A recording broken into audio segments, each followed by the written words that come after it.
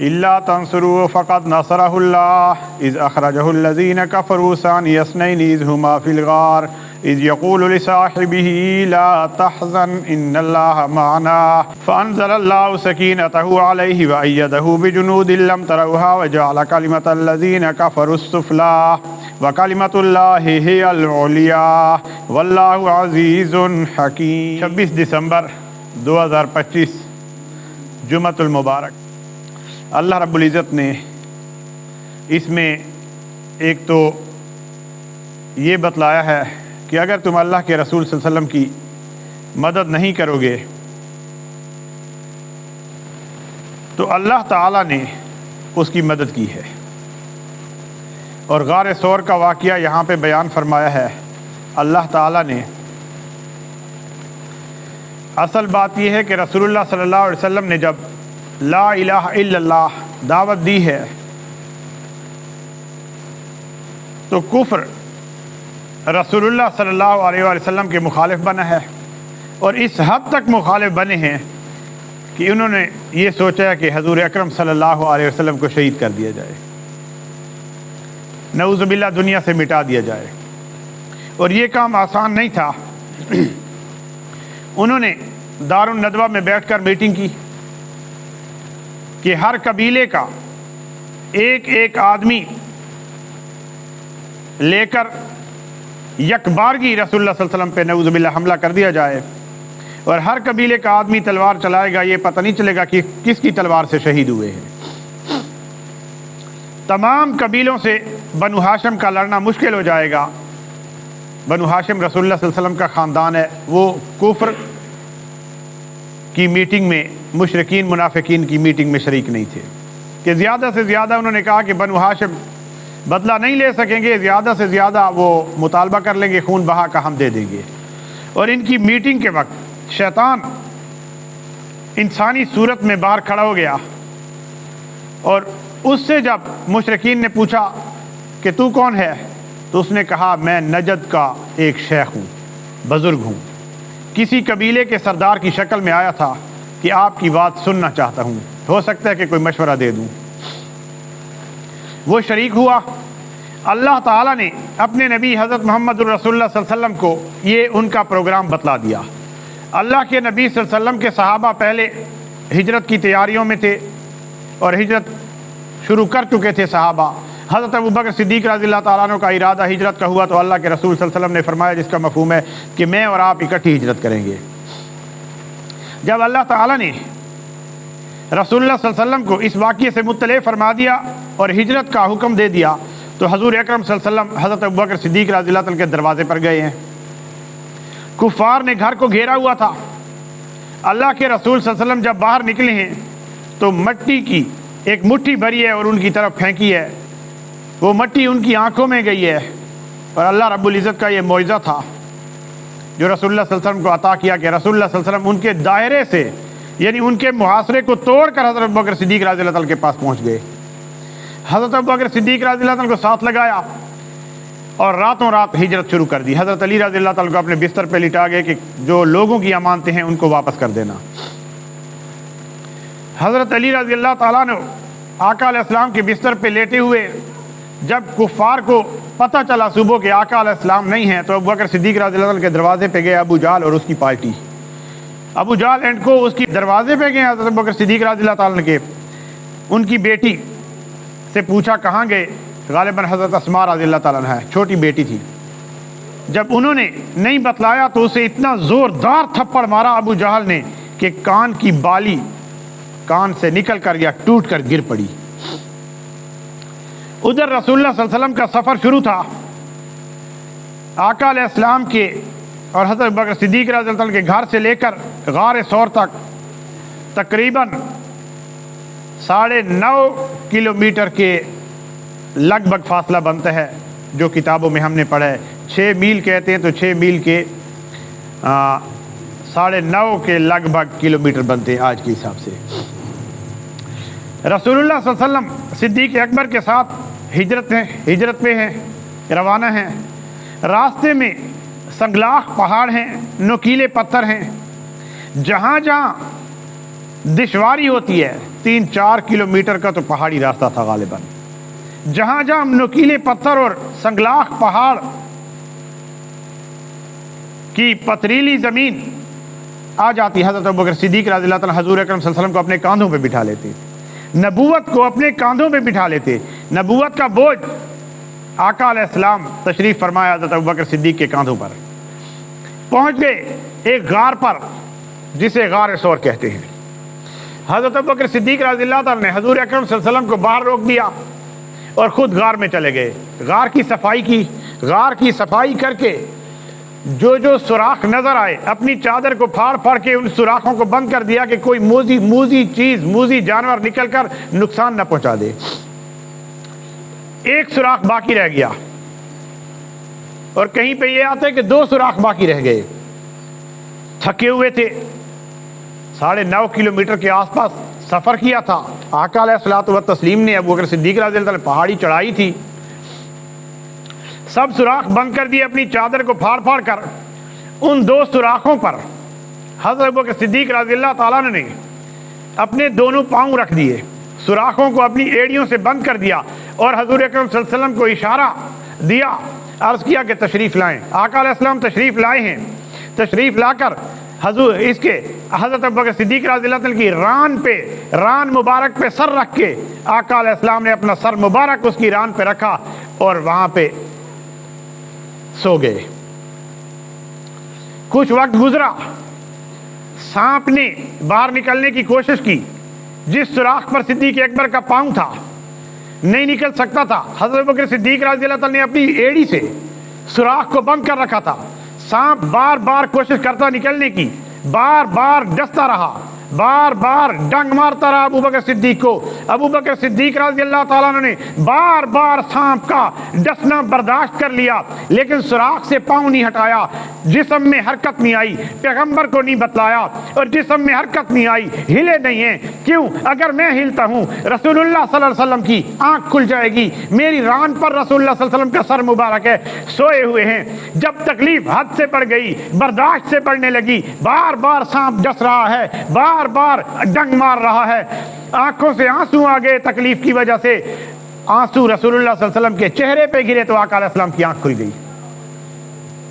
آقا علیہ السلام کی آنکھ کھل گئی. آقا علیہ السلام نے پوچھا, ابوبکر صدیق نے عرض کیا کسی موذی چیز نے کاٹ لیا ہے. صدیق اکبر کو آقا علیہ السلام نے ایڑی پہ لعاب لگایا. جب لعاب لگتا ہے, جب جسم پہ دوائی لگتی ہے, دوائی پورے جسم میں سرایت کر جاتی ہے, جسم میں اس کا اثر پھیل جاتا ہے. رسول اللہ صلی اللہ علیہ وسلم نے اپنا لعاب مبارک ابوبکر صدیق رضی اللہ تعالیٰ کے پاؤں پہ ایڑی پہ لگایا. رسول اللہ صلی اللہ علیہ وسلم کے لعاب نے سرایت کیا حضرت ابوبکر کے جسم میں. حضرت ابوبکر صدیق رضی اللہ تعالیٰ کو درد سے آرام آ گیا. یہ غار میں ہیں. ادھر ابو جہل نے اعلان کیا ہے کہ 100 اونٹ اس آدمی کو دوں گا جو ابوبکر صدیق کو حضور صلی اللہ علیہ وسلم کو یا زندہ پکڑ کے لائے یا نعوذ باللہ ان کا سر لائے. 100 اونٹ انعام دوں گا. اس وقت اونٹ اتنی قیمتی چیز سمجھی جاتی تھی جیسے آج کے دور میں لینڈ کروزر سمجھ لو. یعنی آج کے دور کا 100 لینڈ کروزر کا اعلان تھا. کفار لوگ لالچ میں آ گئے, ادھر ادھر بھاگنے لگے, گھومنے پھرنے لگے. ابوبکر صدیق کو تلاش کریں, رسول اللہ صلی اللہ علیہ وسلم کو تلاش کریں, نعوذ باللہ شہید کر دیں. تلاش میں ہیں, ادھر ادھر بھاگ رہے ہیں. ابو جہل نے کھوجی منگائے. کھوجی کہتے ہیں جو پاؤں کے نشان کو پہچانتا ہے اور اس نشان پر جا کر اس آدمی کے ٹھکانے پہ پہنچ جاتا ہے. بڑے بڑے قیمتی کھوجی منگائے. کھوجی آ گئے, پاؤں کا نشان پہچاننے والے آ گئے. ابو جہل ہے, اس کی پارٹی ہے. تلاش کرتے کرتے غار ثور پہ پہنچ گئے ہیں. غار ثور پہ پہنچ گئے. رسول اللہ صلی اللہ علیہ وسلم, ابو بکر صدیق اندر تشریف فرما ہیں. کفار سامنے آ گئے, یہاں تک پاؤں کے نشان آ رہے ہیں. کفار آپس میں باتیں کر رہے ہیں. اگر وہ آئے ہیں یہاں تک آئے ہیں, آگے کہیں نہیں گئے, نشانات اور کہیں نہیں جا رہے, نشانات یہاں پہ غار کے دہانے تک ہیں. ایک ہی صورت ہے, اسی غار میں چھپے ہوئے ہیں, ابو بکر بھی یہاں چھپے ہیں, رسول اللہ بھی یہاں موجود ہیں, یہ باتیں کر رہے ہیں. ابھی یہ باتیں کر رہے تھے کہ حضرت ابو بکر صدیق رضی اللہ تعالیٰ پریشان ہو گئے. رسول اللہ صلی اللہ علیہ وسلم سے عرض کی, اس فکر میں تھے کہ اگر میں ایک قتل ہو جاؤں کوئی پرواہ نہیں ہے, اگر نعوذ باللہ آپ شہید ہو گئے پوری امت ختم ہو جائے گی. یا آقا علیہ السلام کی فکر ابو بکر صدیق کو تھی, اپنی جان کی فکر نہیں تھی. اللہ کے نبی سے عرض کیا کہ یا رسول اللہ, اگر ان کافروں نے تھوڑا سا نیچے جھانک کر دیکھا, ان کے پاؤں ہمیں نظر آ رہے ہیں, ان کی ٹانگیں یعنی نظر آ رہی ہیں, اگر انہوں نے تھوڑا سا جھانک کے غار کی طرف دیکھ لیا ہم دونوں نظر آ جائیں گے. اللہ کے نبی صلی اللہ علیہ وسلم نے فرمایا لا تحزن ان اللہ معنا, یعنی ابو بکر تو فکر نہ کر, تو غم نہ کر, تو پریشان نہ ہو, ان اللہ معنا, یقیناً اللہ تعالی ہمارے ساتھ ہے. موسیٰ علیہ السلام نے اپنی قوم سے کیا فرمایا تھا؟ موسیٰ علیہ السلام نے فرمایا تھا جس کا مفہوم ہے میرا رب میرے ساتھ ہے, یعنی میرے رب کی مدد میرے ساتھ ہے. یہاں رسول اللہ صلی اللہ علیہ وسلم نے حضرت ابو بکر صدیق کو اپنے ساتھ ملا کے فرمایا لا تحزن, غم مت کر. غم تو ابو بکر صدیق کو تھا, رسول اللہ تو مطمئن تھے, اللہ نے مطمئن کر دیا تھا کہ فرشتوں نے پروں کے نیچے ہمیں چھپایا ہوا ہے. فکر حضرت ابو بکر صدیق کو تھا. ابو بکر صدیق کو اللہ کے نبی نے فرمایا لا تحزن ان اللہ معنا, کہ فکر مت کر, اللہ ہمارے ساتھ ہے, یعنی اللہ ہم دونوں کے ساتھ ہے. وہاں سے کفار بولنے لگے, سردار بولنے لگے کہ اسی غار میں ہوں گے, نشانات یہاں ہیں, غار میں موجود ہوں گے. وہاں ابھی یہ باتیں کر رہے تھے کہ اسی غار میں ہو سکتے ہیں اور کہیں نہیں گئے, ادھر ہی دیکھ لینا چاہیے. ادھر ہی ایک کافر نے کہا کہ اگر یہاں ابو بکر صدیق اور حضور صلی اللہ علیہ وسلم داخل ہوتے تو یہ مکڑی نے جو جالا بنایا ہے یہ جالا ٹوٹ جاتا, یہاں کیسے داخل ہوئے ہیں, جالا تو ثابت کھڑا ہے. حالانکہ اللہ تعالیٰ نے جالا بعد میں بنوایا تھا, ابو بکر صدیق اور رسول اللہ صلی اللہ علیہ وسلم کے غار میں داخل ہونے کے بعد بنوایا تھا. اور کہا کبوتری نے انڈے دیے ہوئے ہیں, یعنی کبوتری اڑ جاتی, انڈے چھوڑ کے چلی جاتی. اگر یہاں انسان داخل ہوتے, یعنی غار میں نہیں ہیں. اللہ تعالیٰ کے نبی کے ساتھ, حضرت ابو بکر صدیق کے ساتھ اللہ تعالیٰ کی مدد تھی, فرشتوں نے اپنے پروں میں چھپایا ہوا تھا. یہ کفار یہاں سے واپس ہو گئے اور 100 اونٹ کے لالچ میں پھر رہے ہیں, گھوم رہے ہیں. جب آقا علیہ السلام نے 3 دن اس غار میں گزارنے کے بعد آگے سفر کیا تو ایک شخص کفار کا, غالباً سراقہ نام تھا, پیچھے گھوڑا بھگا کے آیا 100 اونٹ کے لالچ میں حضور صلی اللہ علیہ وسلم کے پیچھے. اللہ تعالیٰ سے حضور صلی اللہ علیہ وسلم نے دعا کی کہ یا اللہ جیسے تو چاہے اسے روک لے. اس کے پتریلی زمین سخت تھی, زمین کے سخت ہونے کے باوجود اس کے گھوڑے کے پاؤں زمین میں دھنس گئے. اللہ تعالیٰ نے زمین میں دھنسا دیے. اترا گھوڑے سے, رسول اللہ صلی اللہ علیہ وسلم کے پاس آیا, معذرت کر کے دعا کرائی. آقا علیہ السلام نے دعا کی تو گھوڑے کے پاؤں نکل آئے, گھوڑا باہر نکل آیا. اس وقت یہ کافر تھا. غار ثور کا واقعہ ہے. حضور اکرم صلی اللہ علیہ وآلہ وسلم کی مدد ابو بکر صدیق کے سارے گھرانے نے کیا تقریباً. بچی نے, چھوٹی بچی ہے, تھپڑ لگا ہے, کان کی بالی ٹوٹ گئی ہے یا نکل کے باہر گر گئی. ابو جال کا زوردار تھپڑ تھا, معصوم بچی ہے, لیکن راز فاش نہیں کیا کہ مدینے کی طرف ہجرت کر کے ابو بکر اور رسول اللہ صلی اللہ علیہ وسلم گئے ہیں. حضرت عبداللہ ابن ابو بکر, حضرت ابو بکر رضی اللہ تعالیٰ کے بیٹے رات کو اندھیرے میں پہنچ جاتے رسول اللہ صلی اللہ علیہ وسلم کے پاس, اپنے باپ ابو بکر کے پاس. مکے کے کفار کی ساری خبریں بتلا دیتے اور صبح ہونے سے پہلے پہلے اندھیرے میں واپس آ جاتے. اور حضرت اسماء رضی اللہ تعالیٰ عنہ جو بچی ہے, بیٹی ہے رسول اللہ صلی اللہ علیہ وسلم کی, کھانا پہنچا کے آتی, کفار سے چھپ کے کھانا پہنچا کے آتی. 3 دن حضرت ابوبکر صدیق اور رسول اللہ صلی اللہ علیہ وسلم اس غار میں رہے ہیں. اور حضرت ابوبکر صدیق رضی اللہ تعالیٰ عنہ کا غلام بکریاں چرانے کے بہانے, جس کا نام عامر ابن فہیرہ تھا, بکریاں چرانے کے بہانے مکہ سے چرا کر وہ اندھیرے میں غار ثور پہ پہنچ جاتا اور وہاں دونوں سرداروں کو, حضور اکرم صلی اللہ علیہ وسلم کو اور حضرت ابوبکر صدیق رضی اللہ تعالیٰ کو, بکریوں کا خوب دودھ ملاتا, خوب سیراب ہو کے واپس, سیراب ان کو کر کے واپس آتا. نہ غلام نے راز فاش کیا ہے، نہ ابو بکر صدیق کے بیٹے نے راز فاش کیا ہے، نہ ابو بکر صدیق کی بیٹی بچی اسماء نے راز فاش کیا ہے۔ عبد الرحمن ابن ابو بکر اس وقت اسلام نہیں لائے تھے، یعنی حالت کفر میں تھے، حالت کفر میں ہونے کے باوجود، اسلام نہ لانے کے باوجود اور 100 اونٹ کے لالچ دیے جانے کے باوجود کفار لوگ بھاگ رہے ہیں، مارے مارے پھر رہے ہیں کہ آقا علیہ السلام یا ابو بکر صدیق کو زندہ پکڑ کر یا معاذ اللہ ان کا سر لایا جائے، 100 اونٹ انعام مل جائیں۔ ابو بکر صدیق کا بیٹا عبد الرحمن ابن ابو بکر اس وقت اسلام نہیں لائے تھے، تب بھی راز فاش نہیں کیا ہے۔ حضرت ابو بکر صدیق رضی اللہ تعالیٰ نے رسول اللہ صلی اللہ علیہ وسلم سے عرض کی، یا رسول اللہ پیاس لگی ہے، سانپ نے کاٹا تھا، تکلیف تھی، 3 دن وہاں رہے، یا رسول اللہ پیاس لگ گئی ہے۔ آقا علیہ السلام نے فرمایا جس کا مفہوم ہے جاؤ غار کے درمیان میں جا کے پانی پی لو۔ حضرت ابو بکر صدیق رضی اللہ تعالیٰ نے فرماتے ہیں کہ جب میں غار کے درمیان میں گیا تو وہاں مجھے ایسا میٹھا پانی ملا، جو پانی شہد سے زیادہ میٹھا تھا، دودھ سے زیادہ سفید تھا، مشک سے زیادہ پاکیزہ اور مزیدار تھا۔ اللہ کے نبی صلی اللہ علیہ وسلم نے بتایا جس کا مفہوم ہے کہ جنت کی نہروں پر جو فرشتہ نگران ہے، اللہ تعالیٰ نے اسے حکم دیا ہے کہ وہاں جنت الفردوس سے ایک چشمہ غار کے اندر نکال دو، یعنی یہ اس چشمے کا پانی تھا۔ حضرت ابو بکر صدیق رضی اللہ تعالیٰ نے عرض کی، یا رسول اللہ کیا میرا اتنا بڑا مقام ہے اللہ کے نزدیک؟ اللہ کے نبی صلی اللہ علیہ وسلم نے فرمایا جس کا مفہوم ہے کہ اس سے بھی زیادہ بڑا مقام ہے۔ صدیق اکبر رضی اللہ تعالیٰ، اسی واقعہ کو ان آیات میں بیان کیا گیا، مفہوم میں نے آپ کے سامنے رکھ دیا ہے، اس کا ترجمہ، آیات کا مفہومی ترجمہ آپ کے سامنے رکھ دیتا ہوں۔ الا تنصروه فقد نصره اللہ، الا تنصروه اگر تم اس کی مدد نہیں کرو گے، یعنی اللہ کے رسول کی مدد نہیں کرو گے، فقد نصره اللہ تو پس یقیناً اللہ تعالیٰ نے اپنے رسول کی مدد کر دی ہے۔ آج کے دور میں یوں کہہ دو کہ اللہ کے دین کی مدد نہیں کرو گے تو اللہ تعالیٰ اپنے دین کی مدد خود کرے گا۔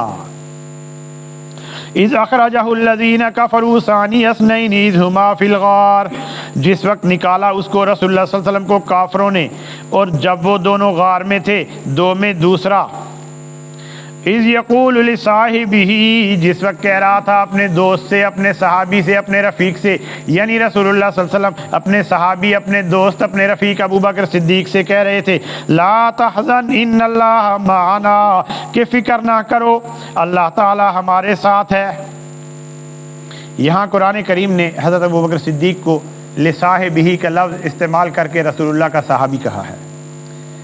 اگر کوئی آدمی حضرت ابو بکر صدیق رضی اللہ تعالیٰ عنہ کی صحابیت کا انکار کر دے کہ رسول اللہ کا صحابی نہیں تھا، نعوذ باللہ، منافق تھا، الیاذ باللہ کافر تھا، تو وہ بندہ دائرہ اسلام سے خارج ہو کر کافر ہو جائے گا۔